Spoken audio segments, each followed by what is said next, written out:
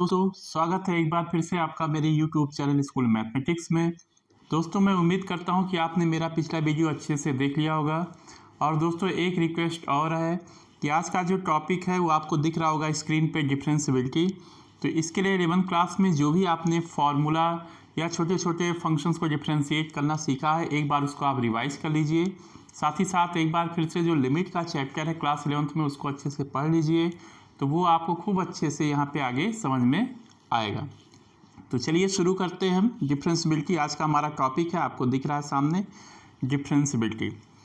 तो दोस्तों मैं मान के चलता हूँ कि आपको इसका हल्का फुल्का कॉन्सेप्ट या जो इसका बेस है वो चीज़ आपको पता है।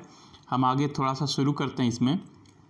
तो मान लीजिए दोस्तों कोई फंक्शन है यहाँ पे एफ एक्स, ये एफ एक्स है, और हम कब कहते हैं कि ये x इक्वल्स टू ए पे डिफरेंशिएबल है। ये आपने पढ़ा होगा कि function f is differentiable at x equals to A. तो हम क्या करते हैं, लिमिट निकालते हैं यहाँ पे, limit x tends to a F x minus F A divided by x minus A. ये जो लिमिट है ये एग्जिस्ट जब करता है तब हम कहते हैं कि f क्या है, x इक्वल्स टू ए पे डिफरेंशिएबल है। और इसको हम डिफ्रेंशिएट करते हैं, डिनोट करते हैं एफ डैश ए से। एफ डैश ए, डैश का मतलब क्या हुआ कि मान लीजिए कहीं अगर लिखा है एफ डैश एक्स, तो एफ डैश एक्स का मतलब होता है यहाँ पे डी डी एक्स ऑफ कितना होता है यहाँ पे, एफ एक्स। तो एफ डैश ए यहाँ पे है, देखिए एफ डैश ए, तो ये लिमिट एग्जिस्ट करेगा यहाँ पे, तब हम कहेंगे कि F is differentiable at X equals to A. तो फिर से देखते हैं दोस्तों, यहाँ पे मान लीजिए एक्स इक्वल्स टू ए कोई पॉइंट है, तो एफ डैश से कितना होता है यहाँ पे, F dash A equals to होता है यहाँ पे limit X tends to A F of X minus F of A divided by X minus A. तो दोस्तों इसको हम दो पार्ट्स में तोड़ सकते हैं। जैसे मान लीजिए ए कोई पॉइंट है यहाँ पे ए है, तो एक्स ए की तरफ दो साइड से टेंड कर सकता है, एक राइट साइड से और एक लेफ्ट साइड से टेंड कर सकता है। जब ये राइट साइड से एक्स ए की तरफ आता है तो जो लिमिट आता है उसको हम कहते हैं राइट हैंड डेरिवेटिव, और जब लेफ्ट साइड से एक्स ए की तरफ आता है तो उसको कहते हैं हम लोग लेफ्ट हैंड डेरिवेटिव। तो इस लिमिट को एग्जिस्ट करने के लिए क्या होना चाहिए कि left hand derivative at X equals to A equals to right hand derivative at X equals to A. दोनों ही डेरिवेटिव्स को क्या होना चाहिए, इक्वल होना चाहिए, एग्जिस्ट करना चाहिए और इक्वल होना चाहिए, तब हम कहते हैं कि F is differentiable at X equals to A. तो चलिए दोस्तों देखते हैं एक बार इसे।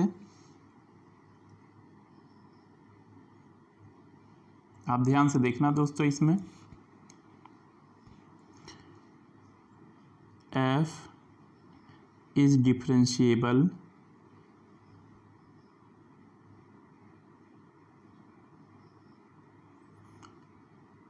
Eight x equals to a if left hand derivative at x equals to a equals to right hand derivative at x equals to a। तो दोस्तों इसमें हम सिंबल कौन सा यूज़ करते हैं, कैसे लिखते हैं, limit s tends to 0 f of a minus h minus f of a divided by minus h equals to हो जाएगा limit s tends to 0 f of a plus h minus f of a divided by h। ये दोस्तों आप note कर लेना अपनी copy पे। ये दोनों ही लिमिट एग्जिस्ट करने चाहिए और साथ ही साथ इक्वल भी होने चाहिए, तब हम क्या कहते हैं कि f is differentiable at x equals to A. ये दोनों चीज़ मिलनी चाहिए दोस्तों, एक हो गया लेफ्ट हैंड डेरिवेटिव और एक हो गया राइट हैंड डेरिवेटिव। अब चलिए हम आपके सामने एक एग्जांपल रखते हैं। जैसे देखते हैं दोस्तों, मान लीजिए मॉड्यूलस फंक्शन है, यहाँ पे हम एग्जांपल लेते हैं मॉड्यूलस फंक्शन का f x equals to mod x.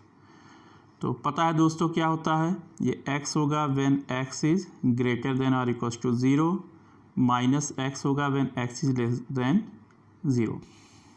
अब एक बात तो क्लियर है दोस्तों कि इसका जो ग्राफ होता है ये वी शेप में होता है, पता है आपको, और ये क्या होता है, कॉन्टीन्यूअस होता है। ये क्या होता है, एवरीवेयर कॉन्टीन्यूअस होता है ये function. Mod x is continuous everywhere, सारे रियल नंबर्स पे क्या होता है, ये कॉन्टीन्यूअस होता है। लेकिन क्या ये डिफरेंशिएबल होता है कि नहीं, ये हम पता करेंगे दोस्तों। जैसे एवरी पॉइंट पे ये कॉन्टीन्यूअस होता है, मतलब x इक्वल्स टू 0 पे भी देखिए ये कॉन्टीन्यूअस है, कहीं ब्रेक नहीं है। अब हम पता करेंगे कि क्या x इक्वल्स टू 0 पे डिफरेंशिएबल है कि नहीं है। तो हम क्या करेंगे, x इक्वल्स टू 0 पे लेफ्ट हैंड डेरिवेटिव निकालेंगे और राइट हैंड डेरिवेटिव। तो चलिए देखते हैं दोस्तों, पहले देखते हैं लेफ्ट हैंड डेरिवेटिव। कहाँ देखना है हमें, x इक्वल्स टू 0 पे। तो पहले हम निकालेंगे यहाँ पे लेफ्ट हैंड डेरिवेटिव। ये क्या हो जाएगा, यहाँ पे limit s tends to 0 f of a minus h minus f of a divided by कितना हो जाएगा, माइनस h। ध्यान रखना दोस्तों दो बातें यहाँ पे, एक तो a की जगह 0 है, दूसरा ये जो h होता है ना, ये हमेशा 0 से बड़ा होता है। h क्या होता है, हमेशा पॉजिटिव नंबर होता है। इसका मतलब अगर हम माइनस एच ले लें तो क्या हो जाएगा, लेस देन 0। तो ये कितना हो जाएगा, यहाँ पे लिमिट एच टेंस टू 0, ए की जगह कितना है 0, f of 0 minus H minus F of कितना हो जाएगा यहाँ पे 0 डिवाइडेड बाई कितना हो जाएगा यहाँ पे minus h. This equals to क्या हो जाएगा यहाँ पे लिमिट एच टेंस टू 0, ये जगह F of minus H minus F of 0 divided by कितना हो जाएगा माइनस एच। अब देखिए दोस्तों, क्वेश्चन ये उठता है कि एफ ऑफ माइनस एच क्या होगा। तो पता है कि माइनस एच लेस देन 0 है,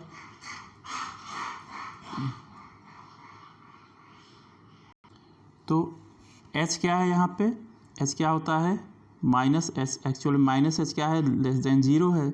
तो जैसे x अगर लेस देन 0 है तो मॉड x कितना होता है, मॉड ऑफ x होता है माइनस x। तो ऐसे ही माइनस एच क्या है, 0 से छोटा है। तो f ऑफ माइनस एच कितना हो जाएगा, f ऑफ माइनस एच हो जाएगा यहाँ पे मॉड ऑफ माइनस एच। तो क्या हो जाएगा, माइनस ऑफ माइनस एच, और ये कितना हो जाएगा यहाँ पे h। और 0 की इमेज तो दोस्तों पता ही है, 0 की इमेज क्या हो जाएगी यहाँ पे 0। तो देखते हैं दोस्तों लेफ्ट हैंड डेरिवेटिव क्या होगा, यहाँ पे लेफ्ट हैंड डेरिवेटिव हो जाएगा फिर इसके आगे लिमिट s टेंस टू 0, और फिर यहाँ पे कितना हो जाएगा h माइनस 0 डिवाइडेड बाई कितना हो जाएगा माइनस h। ये कितना होगा, limit s tends to 0 h by minus h, ये कट के कितना आएगा 1, तो हो जाएगा ये माइनस 1। इसका मतलब लेफ्ट हैंड डेरिवेटिव कितना आ गया, माइनस 1। अब दोस्तों देखते हैं इसका right hand derivative. Right hand derivative हो जाएगा इसमें this equals to limit h tends to 0 f of a plus h minus F of A divided by कितना हो जाएगा यहाँ पे एच। दिस इक्वल्स टू हो जाएगा लिमिट एच टेंस टू 0। अब ए की जगह 0 है तो एफ ऑफ कितना हो जाएगा 0 plus h minus F of 0 divided by कितना हो जाएगा यहाँ पे एच। दोस्तों आपको पहले ही बताया गया है कि एच कैसा नंबर है, एच इज ग्रेटर देन 0। ये कितना हो जाएगा, limit h tends to 0 f of h minus F of 0 divided by कितना हो जाएगा एच। अब एच की इमेज क्या हो जाएगी दोस्तों, लिमिट एच टेंस टू 0, ये जगह mod H minus mod of 0 divided by कितना हो जाएगा एच। अब दोस्तों मॉड एच कितना हो जाएगा, यहाँ पे एच हो जाएगा क्योंकि एच कैसा नंबर है, पॉजिटिव नंबर है। तो देखिए आगे कितना होगा, right hand derivative equals to कितना हो जाएगा, limit h tends to zero, ये कितना हो जाएगा यहाँ पे h minus zero by h, ये भी दोस्तों कट के 1 आएगा तो ये लिमिट हो जाएगा 1। अब देखिए दोस्तों लेफ्ट हैंड डेरिवेटिव कितना है यहाँ पे -1 और राइट हैंड डेरिवेटिव कितना आ गया 1। इसका मतलब कि left hand derivative not equal to right hand derivative. This means f is not differentiable at x equals to 0। fx मतलब वो है mod x, mod x is not differentiable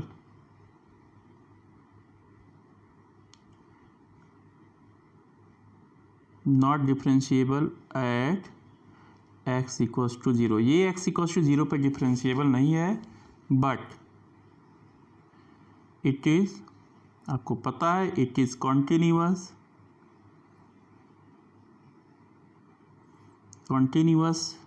eight x equals to 0।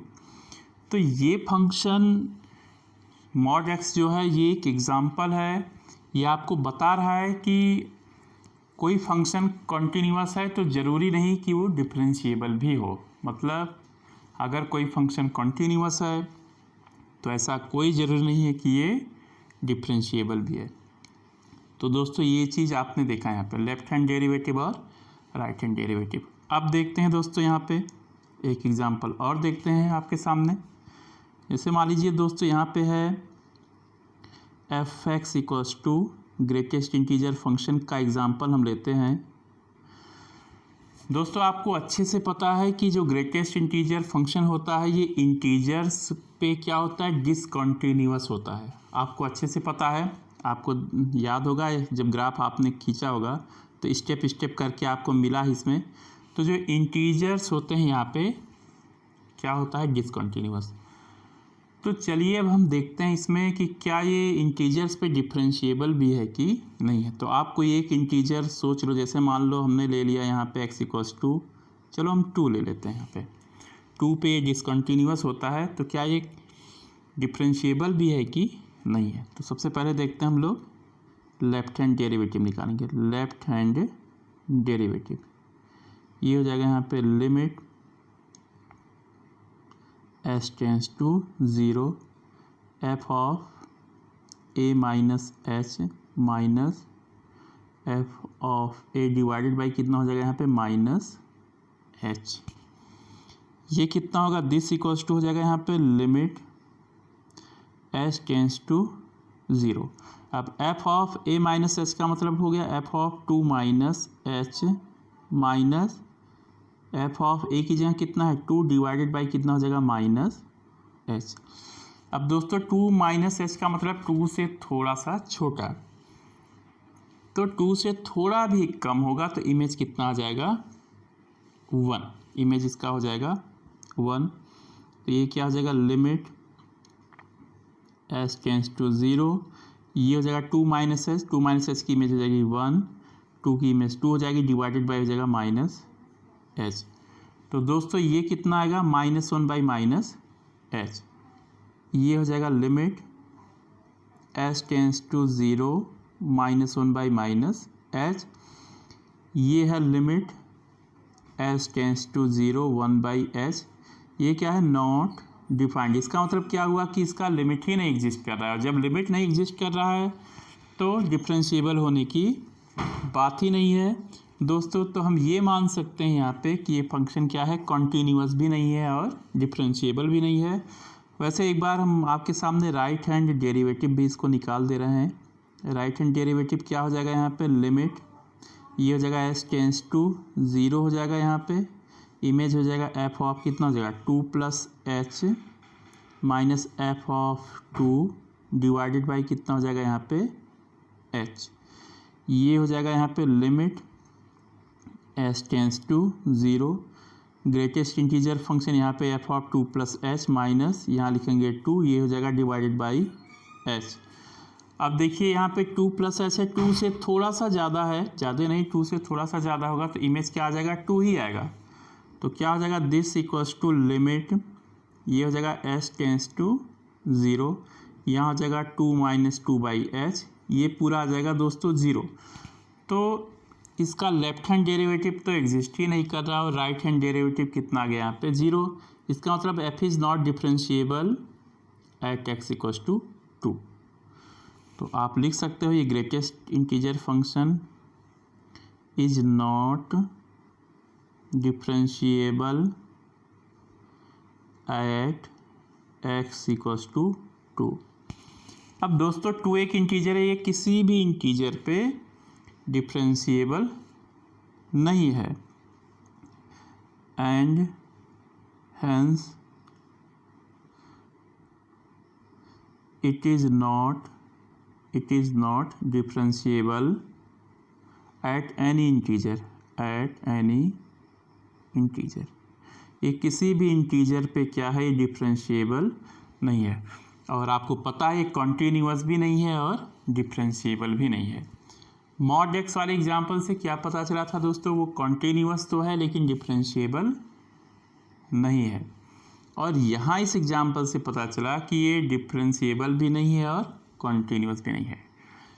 तो अब ये दो results आपके सामने हैं दोस्तों। अब इसके बाद दोस्तों आते हैं एक थ्योरम पे, हम आते हैं यहाँ पे। चलिए देखते हैं जल्दी से उसको।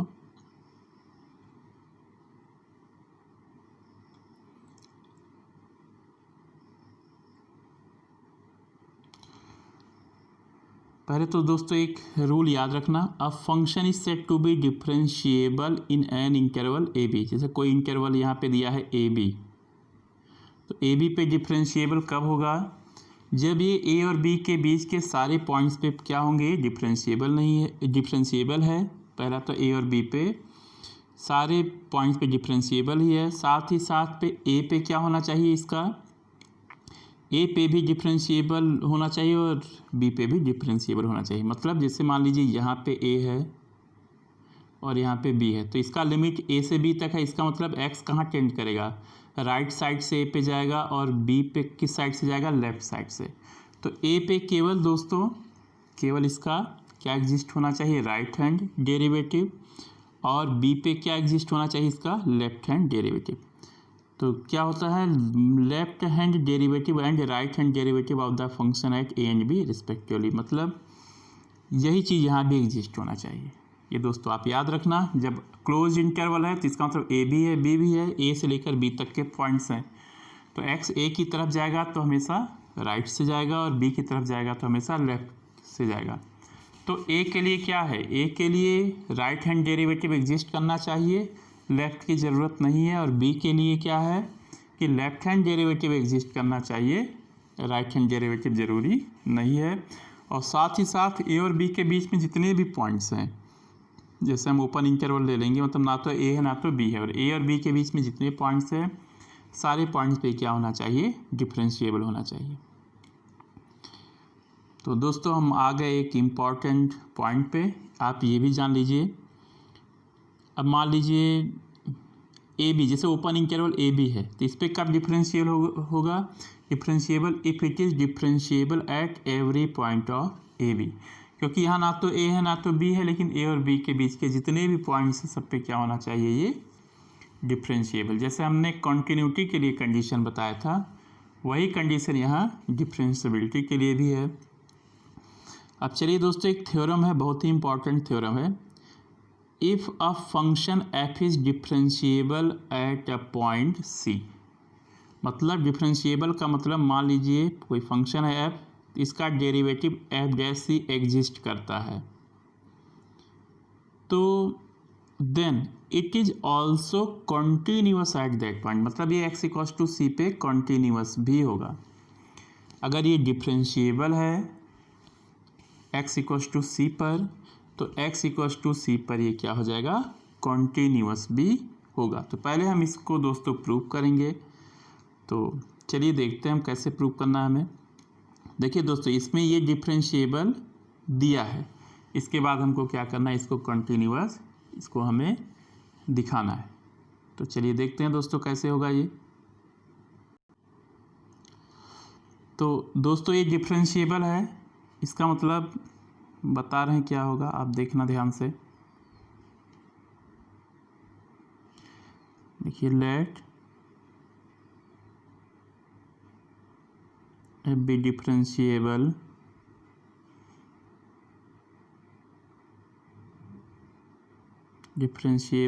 Eight x equals to C. x equals to C पे डिफरेंशिएबल है, that is F dash C हमको मिलेगा। और क्या हो जाएगा यहाँ पे, limit x tends to C. दोस्तों हम यहाँ पे लेफ्ट हैंड डेरिवेटिव और राइट हैंड डेरिवेटिव को मिक्स करके डायरेक्ट हम लिमिट ले रहे हैं यहाँ पे, divided by x minus C. तो ये एग्जिस्ट कर रहा है, तो ये चीज़ हमको मिल रहा है। अब हमको क्या प्रूव करना है, to prove f is continuous at x equals to C. तो हमको क्या प्रूव करना है, टू प्रूव, हमको प्रूव करना है f is continuous at x equals to c। that is हमको ये दिखाना है कि जो लिमिट है x tends to c f x की, ये किसके इक्वल है, ये लिमिट f ऑफ c के इक्वल है। ये चीज़ दोस्तों हमें क्या करना है, प्रूव करना है। तो चलिए हम शुरू करते हैं दोस्तों, इसमें देखते हैं कैसे होगा प्रूफ। चलिए लिमिट निकालते हैं इसमें, limit x tends to c f x. दोस्तों एक तो दिया है एफ डैश सी, मतलब ये डिफरेंशिएबल है सी पे, तो कहीं ना कहीं उस चीज़ को हमें यूज करना है यहाँ पे, इसकी डिफरेंशियबिलिटी को लानी है यहाँ पे। तो क्या करेंगे हम इसके लिए, ये हो जाएगा this equals to limit x tends to C.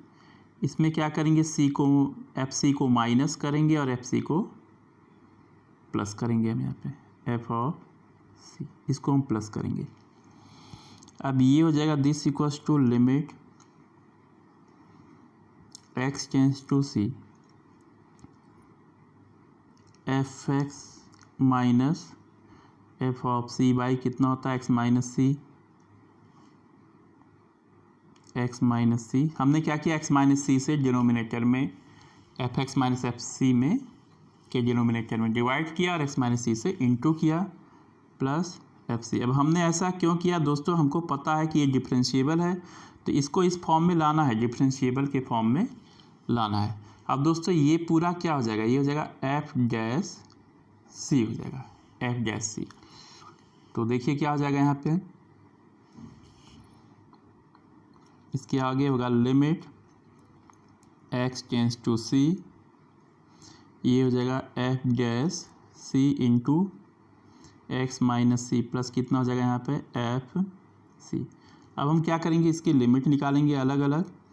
तो ये हो जाएगा एफ डैश सी, ये हो जाएगा limit x tends to C, ये हो जाएगा x माइनस सी प्लस कितना हो जाएगा यहाँ पे, limit x tends to C, ये हो जाएगा एफ सी। तो यहाँ तो देखिए सेकेंड वाले टर्म में कहीं x तो हमें दिख नहीं रहा है, तो सीधे हो जाएगा यहाँ कितना हो जाएगा, एफ डैश सी, यहाँ हो जाएगा c माइनस सी प्लस हो जाएगा एफ सी। ये तो जीरो हुआ दोस्तों, तो जीरो से इंटू करके ये टर्म तो जीरो हो जाएगा, तो बचेगा कितना, एफ ऑफ सी। तो देखिए दोस्तों वही चीज़ आ गया जो हम निकालना चाहते थे। हमने लिमिट निकाला, limit x tends to c f x, ये कितना आ जाएगा दोस्तों यहाँ पे, एफ सी। इससे क्या मतलब निकला कि f is continuous at x equals to C. तो दोस्तों आपको याद होगा ये थ्योरम क्या है, थ्योरम यही है कि if f is differentiable at x equals to C then it is continuous at x equals to C. मतलब अगर किसी पॉइंट c पे डिफरेंशिएबल है तो उसी पॉइंट पे क्या हो जाएगा, कॉन्टीन्यूअस हो जाएगा। अब दोस्तों देखिए हम इससे क्या क्या रिजल्ट निकाल सकते हैं। आपने क्लास 11th में मैथमेटिकल रीजनिंग पढ़ा होगा कि P इम्प्लाइज Q। तो अगर हम इसका कॉन्ट्रा पॉजिटिव लिखें तो क्या होगा, not Q implies not P, ये चीज़ होता है। तो P को हम लिखेंगे यहाँ पे डिफरेंशिएबल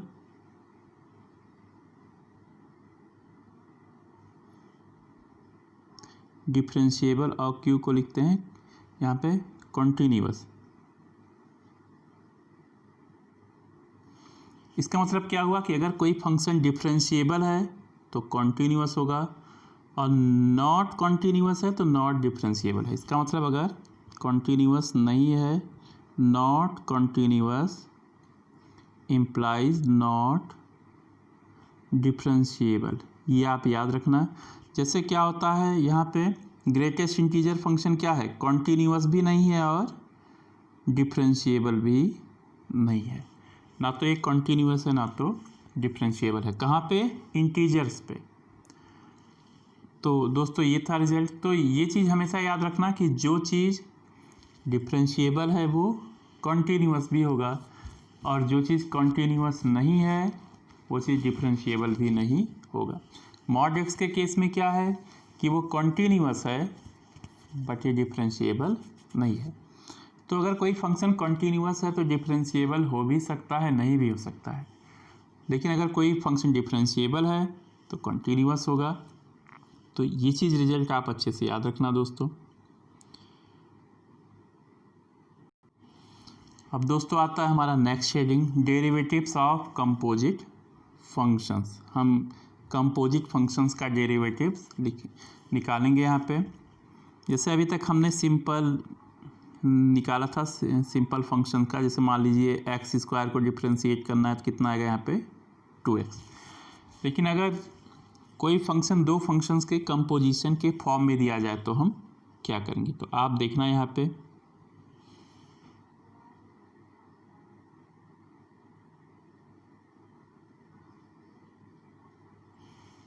जैसे मान लीजिए कोई फंक्शन f है, ये दो फंक्शंस का कंपोजिशन है, g कंपोजिट h है, तो f ऑफ x हो जाएगा यहाँ पे g composite h of x, ये हो जाएगा यहाँ पे h ऑफ gx। अब हमें इसको दोस्तों डिफ्रेंशिएट करना है, तो क्या करेंगे यहाँ पे हम लिखेंगे डी डी एक्स ऑफ, लिखेंगे यहाँ पे एफ एक्स। और दोस्तों आपको 11th क्लास में जितना भी डेरिवेटिव आपको बताया गया है वो अच्छे से आना चाहिए। और ये जो वीडियो मैं तैयार कर रहा हूँ, जो भी बातें आपको बता रहा हूँ, ये मानकर चल रहा हूँ कि आपको 11th की सारी चीज़ें, डेरिवेटिव्स या लिमिट्स की सारी चीज़ें आती हैं, और जब वो चीज़ें आएंगी तभी आपको ये वीडियो समझ में आएगा। इसलिए रिक्वेस्ट है कि आप अपनी NCERT टेक्स्ट बुक या कोई भी text book, authentic text book लेके आप एक बार आप उसको रिवाइज कर लीजिए, फिर इस वीडियो को देखिए तो आपको और अच्छे से समझ में आएगा। तो D D x of f x, ये हो जाएगा डी डी एक्स ऑफ हो जाएगा यहाँ पे एच ऑफ जी एक्स।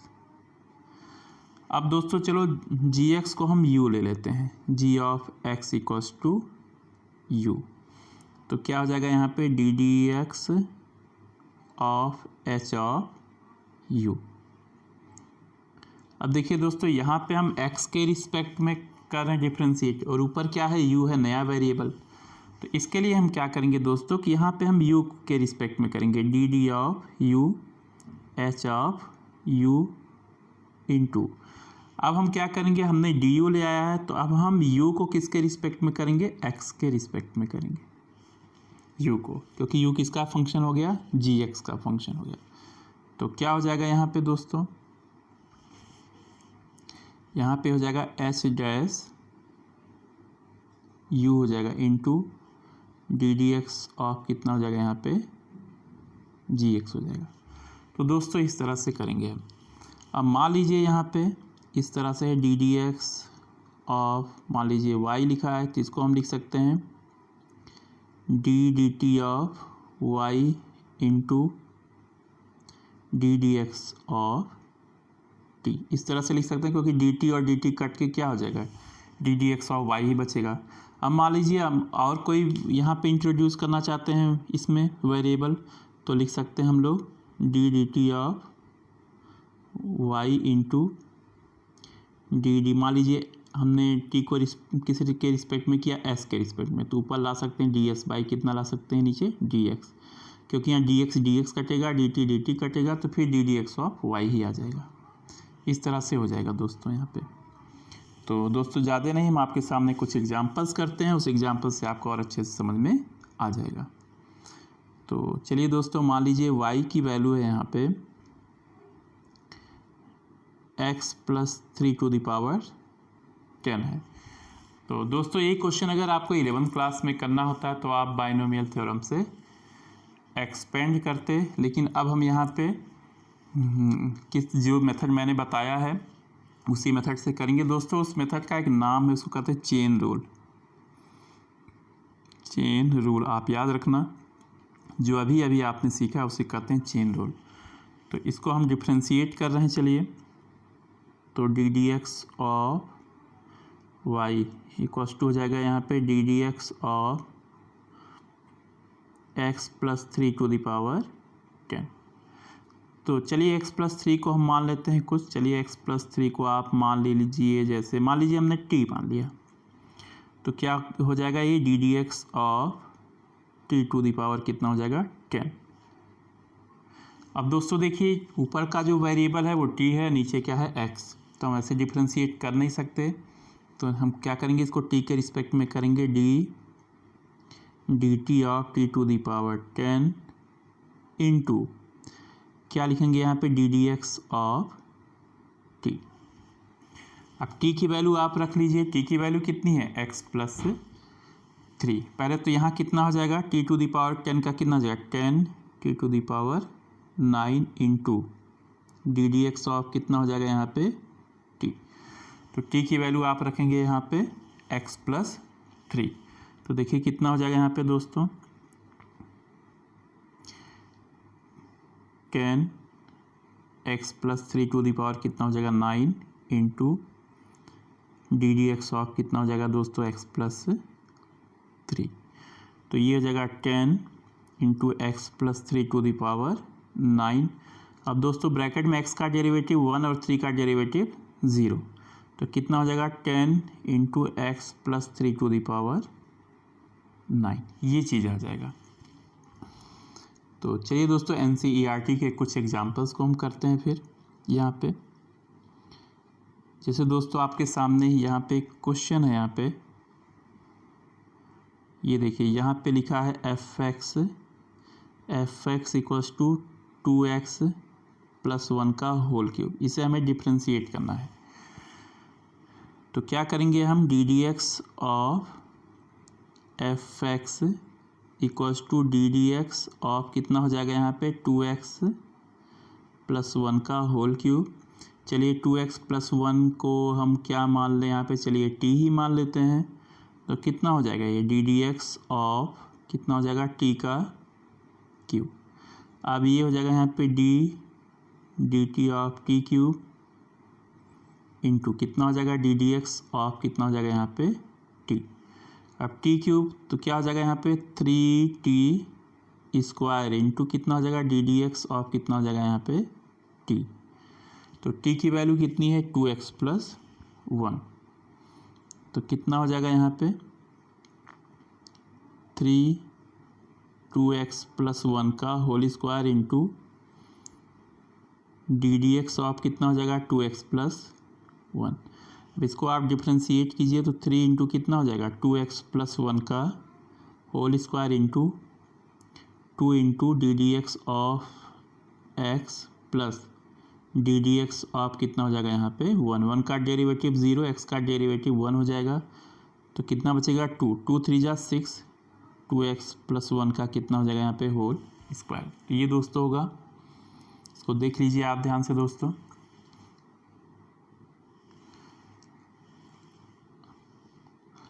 कहीं भी आपको कोई भी पॉइंट अगर समझ में ना आए दोस्तों तो आप प्लीज़ कमेंट बॉक्स में इसको ज़रूर लिखना।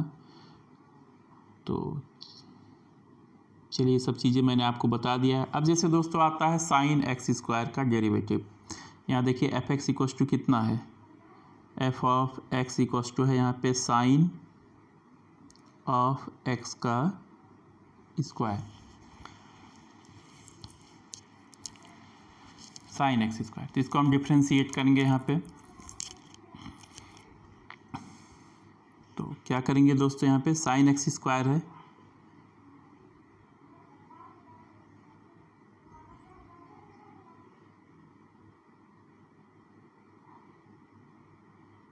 चलिए देखते हैं दोस्तों, एफ एक्स इक्वल्स टू है यहाँ पे साइन ऑफ एक्स का स्क्वायर। तो साइन ऑफ एक्स स्क्वायर है यहाँ पे, तो कितना हो जाएगा यहाँ पे D D x of f x equals to हो जाएगा ये डी डी एक्स ऑफ कितना हो जाएगा साइन ऑफ एक्स स्क्वायर। यहाँ भी एक्स स्क्वायर को आप टी मान लो, X square equals to T. तो कितना हो जाएगा ये डी डी एक्स ऑफ हो जाएगा ये साइन टी। फिर क्या करेंगे हम टी के रिस्पेक्ट में करेंगे, तो डी डी टी ऑफ हो जाएगा यहाँ पे साइन टी इंटू कितना हो जाएगा डी डी एक्स ऑफ कितना हो जाएगा यहाँ पे टी। अब साइन टी है तो टी को हमने क्या रखा है एक्स का स्क्वायर, यहाँ कितना हो जाएगा कॉस टी हो जाएगा into d D x of T को रख सकते हैं एक्स स्क्वायर का डेरिवेटिव हो जाएगा यहाँ पे 2x हो जाएगा, तो क्या हो जाएगा कॉस एक्स स्क्वायर इंटू कितना हो जाएगा 2x, यानी 2x into cos x square.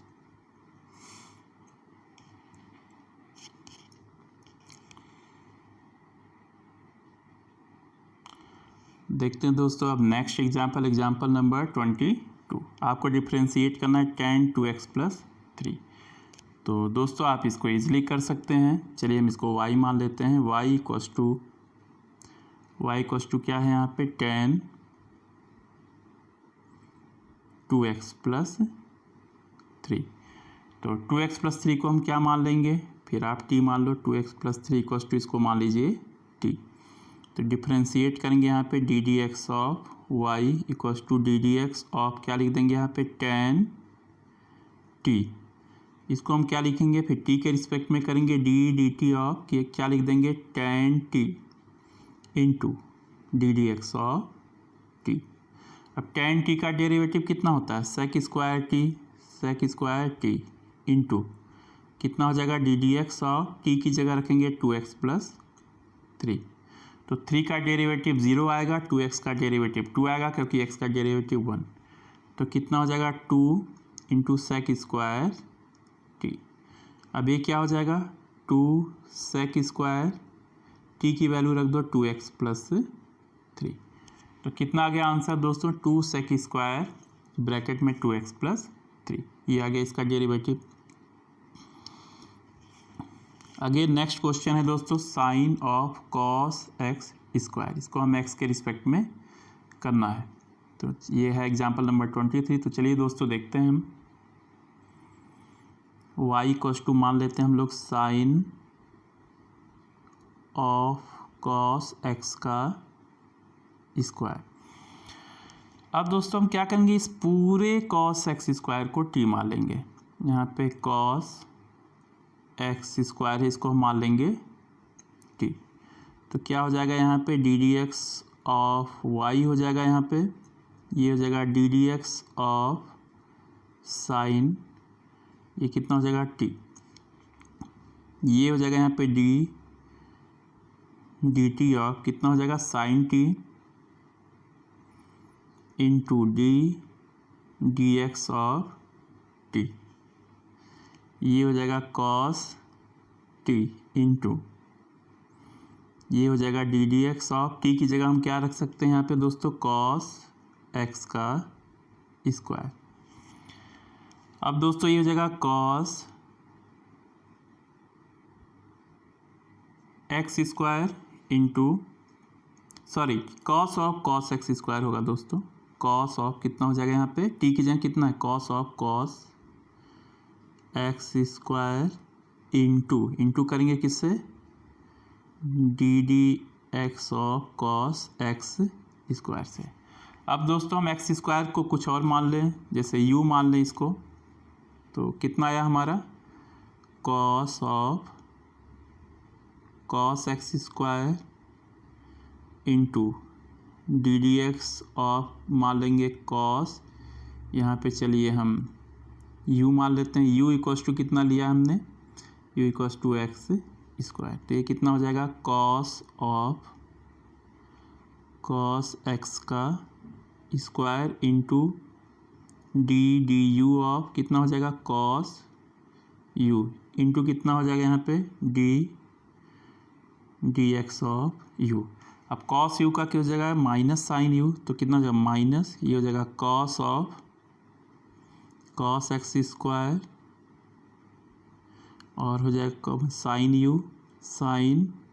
You into d x of कितना हो जाएगा एक्स का स्क्वायर। तो दोस्तों ये कितना हो जाएगा यहाँ पे आप देखिएगा यहाँ पे दिस इक्वल्स टू कितना हो जाएगा minus cos of cos x का स्क्वायर, फिर कितना हो जाएगा यहाँ पे साइन एक्स का स्क्वायर और एक्स स्क्वायर का हो जाएगा इंटू 2x। तो ये हो जाएगा दोस्तों आंसर। अब चाहो आप 2x को आगे लिख सकते हो यहाँ पे माइनस 2x फिर cos of cos x square into sine of x का स्क्वायर, ये हो जाएगा। तो दोस्तों ये था आपका एग्जाम्पल नंबर 23। तो दोस्तों इसमें इतना ही है एग्जाम्पल।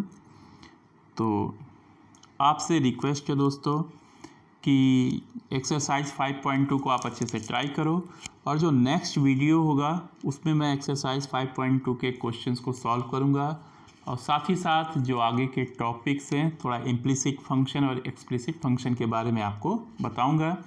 दोस्तों कोई भी डाउट हो इस वीडियो से रिलेटेड, कोई भी चीज़ हो, कोई कमेंट हो, आप ज़रूर उसको लिखिए, बताइए।